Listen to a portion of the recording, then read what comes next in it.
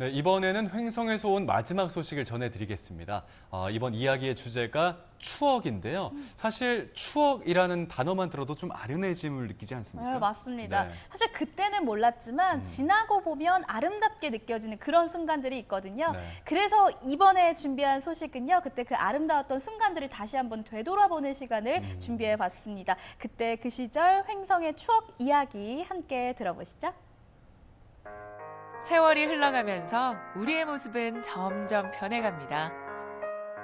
어릴 때부터 사람을 좋아했던 이 아이는 커서 많은 사람들을 만나는 리포터가 되는데요. 짠! 그 아이가 바로 접니다. 아니 오늘 촬영 오기 전에요. 저한테 옛날 사진을 좀 찾아오라고 하셔가지고 제가 또 오랜만에 사진첩을 봤거든요. 정말 시간 가는 줄 모르고 봤는데 감회가 새롭더라고요. 추억이 새록새록 떠오르는 게. 그래서 오늘 주제가 혹시 추억이 아닐까 했는데 맞죠?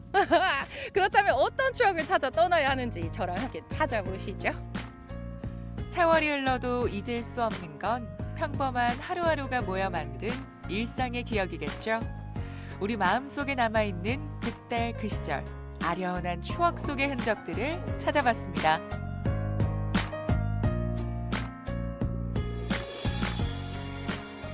추억을 찾아 나선 길 시작부터 험난합니다.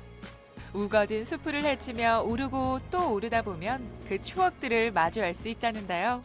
아니 진짜 여기 뭐가 있긴 있는 거예요. 제가 산길에 얼마나 많이 올라온지 모르겠어요. 여기 전나무는 많은데 뭐가 있다는 건지. 숨소리가 거칠어질 때쯤 목적지가 나타났습니다. 이 산 속에 웬 학교인가 싶으시죠?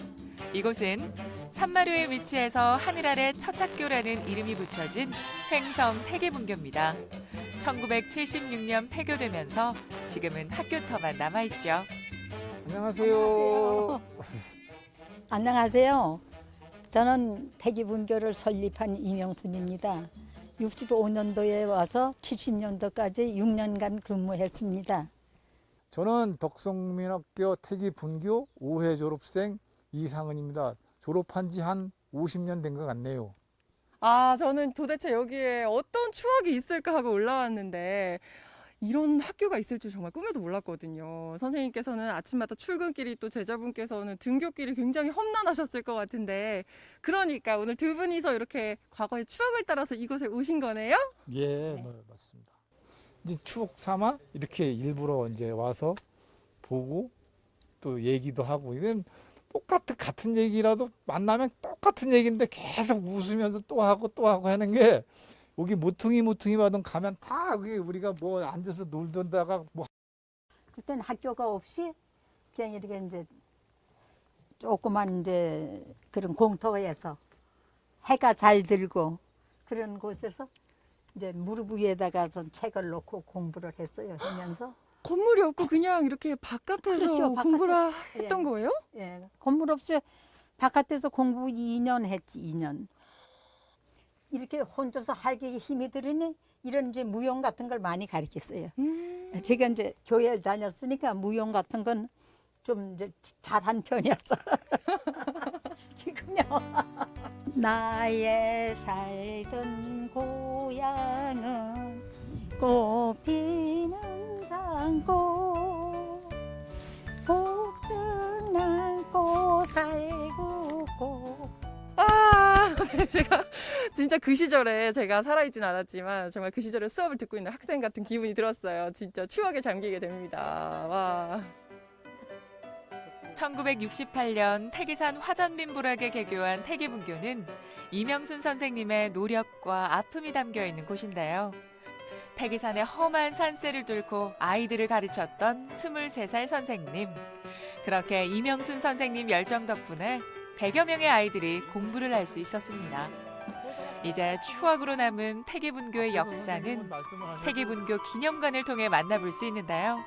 아니 제가 보니까 아까 이분께서 굉장히 사진도 열심히 찍고 또 설명을 열심히 들으시더라고요. 혹시 어떻게 여기로 오시게 되셨을까요? 이러한 좋은 그 태기 분교가 역사적 가치가 있는 옛날 학교가 있는데 그거를 좀 모르고 가시는 분들 많이 계셔서 이거를 홍보차 또 홍보하기 위해서 한번 올라와서 또 저희 그 마을에 오신 손님들을 모시고 이렇게 좀 홍보를 하는 그런 시간을 갖고 있습니다.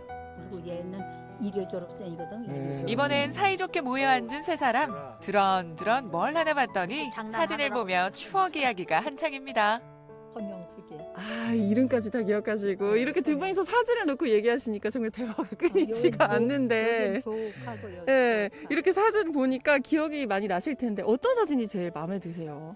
이때 못 입고 이렇게 한 게 오히려 지금은 보면 추억으로 남고, 아 이때 이런 때도 내가 살았으니까 지금은 또 뭔가 더 열심히 살아야 되겠다. 얘는 이런 항상 이런 사진을 보면은 그런 생각이 나요.